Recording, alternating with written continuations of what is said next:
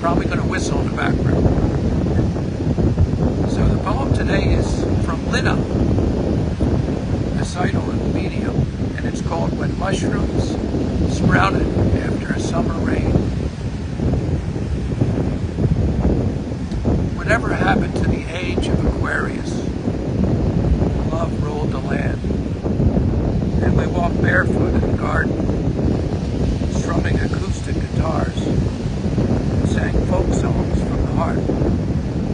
Whatever happened to the colorful clothing, the medallions around our necks, the tie-dye shirts and studded bands flared at the bottom, and wide-brimmed suede hats shielding our eyes from the yellow sun.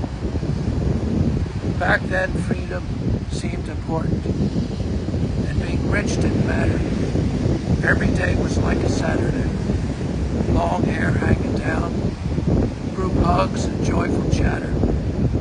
It was a time of harmony and understanding. Jupiter aligned with Mars, dreams and crystal revelations, with candy kisses on a string. We were once as carefree as flower children who bloomed in grassy meadows, the wild mushrooms that sprouted after summer rain.